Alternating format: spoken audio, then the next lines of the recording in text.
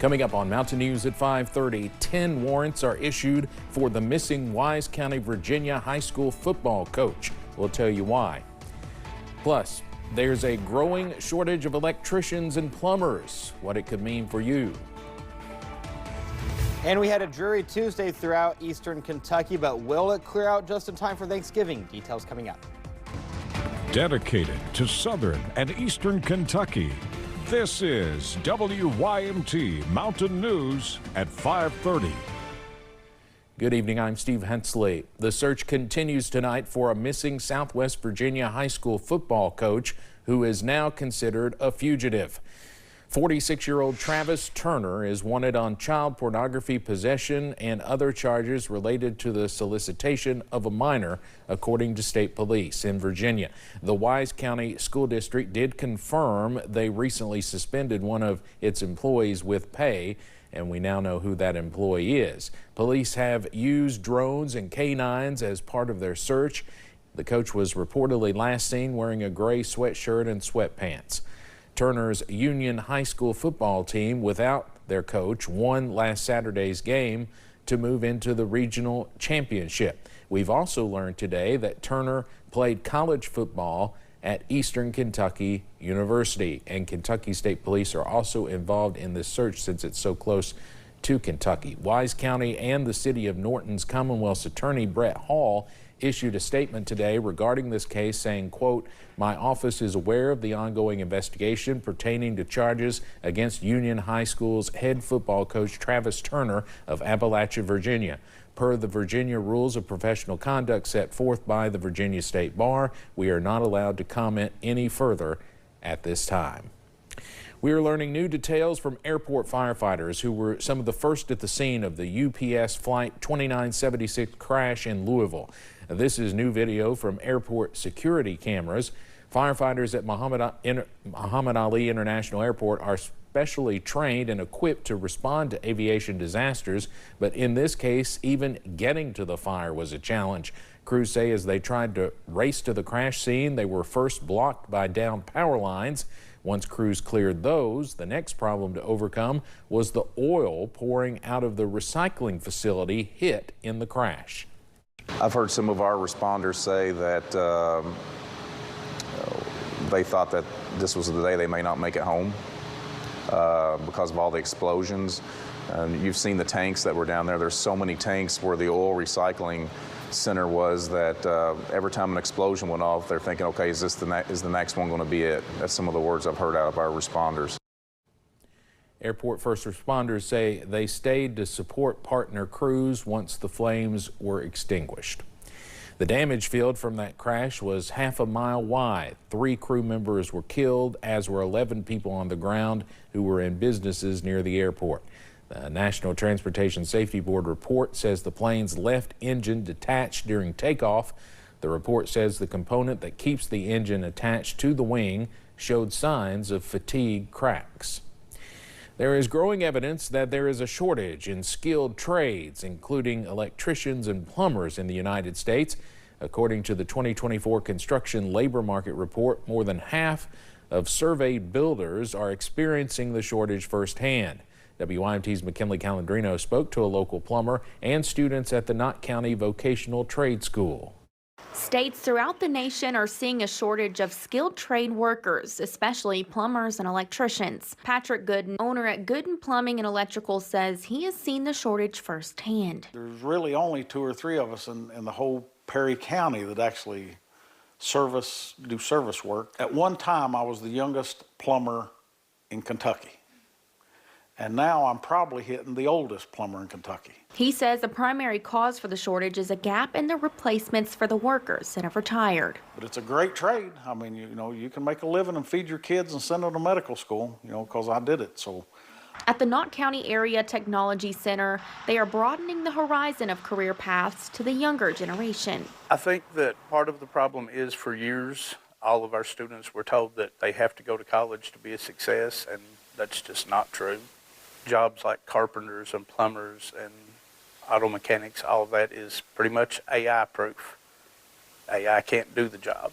The center takes students on tours of schools and apprenticeship programs where they can get paid to learn and work. Senior Dalton Bentley hopes to make a difference in Eastern Kentucky after graduation without having to go to a 4-year university. In Knott and Perry counties, McKinley Calandrino, WYMT Mountain News. Definitely a big issue. Officials say the continued shortage could lead to project delays, higher labor costs, and longer wait times for residential repairs and installations. Monday, President Trump signed a new executive order to create what is called the Genesis Mission. The project will let national labs under the Department of Energy use AI in working with tech companies and academics. Supporters say the move could improve research in physics, chemistry, nuclear fission, and space exploration. However, there are also concerns about the energy demands that AI technology requires, as well as safety concerns of weaker regulations. It's been a gloomy, nasty day out there, but will the weather improve for those holiday travelers? Lots of people will be out tomorrow. Full-Service meteorologist Eric Dean has the latest. Yeah, short answer is yes, Steve. We will start to see the rain chances taper off as we go into the day on Wednesday. Now, the caveat to that is we're going to see our high in the early morning hours. Temperatures will fall throughout the day. This is a scene right now in Pikeville. We have plenty of clouds out there. Temperatures right now in the 50s. You can see here on First Alert Live pinpoint Doppler radar as we move the map a little bit farther south towards Harlan, Norton, Middlesboro, Kingsport, seeing some shower activity at this time. This is the front that's going to be our weather maker as we go into the day on Wednesday. It's going to swing through. We're going to see our high in the early morning hours. Temperatures will fall. This is our front right here as we go into the day on Thursday. It's going to push through. We'll drop those temperatures with highs in the upper 30s and low 40s for Thanksgiving Day. Now, rain chances will stay kind of persistent as we go throughout the evening hours. So if you have plans, make sure you take that rain gear. Temperatures, as mentioned, 50s and 60s, mid-60s from Boonville to Manchester over towards Somerset, as well as Monticello. Now, the question is, Thanksgiving Day and Black Friday just around the corner. Are we going to see plenty of sunshine, or will rain chances put a damper on your holiday? Details in the First Alert forecast in a few minutes. Steve. All right, Eric, thank you. Well, should you dress up to fly? The United States Transportation Secretary thinks so, but some travelers are pushing back. Sean Duffy urged travelers at a news conference yesterday to dress nicely during the busy holiday period. Madison Porter found travelers split on the idea. Airline passengers at Bluegrass Airport all have a different go-to outfit for getting on a plane. Crocs, comfy socks, leggings, a hoodie.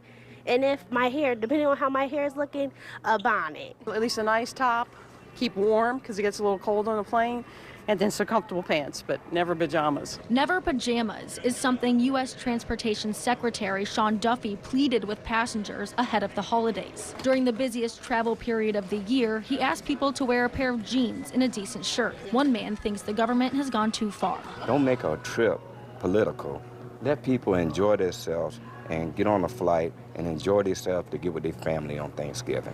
The secretary says dressing well encourages better behavior, but some question that connection. I think that how you feel about yourself is important, and how you dress sometimes is a part of how you feel that day. So I'm not sure it directly correlates to behavior. A retired pilot disagrees. He believes dressing well shows respect for others. Career as an airline pilot, I saw that continually deteriorate. And it's nice to bring some sanity back. Maybe it'll bring some politeness to people too. But travelers are split on what actually matters. I don't really mind it if other people aren't super dressy. Okay. That's okay with me. I'm not super worried about it. When you see folks walking around in their pajamas and their bedroom slippers, you're just kind of like, come on, really? In Lexington, Madison Porter, WKYT.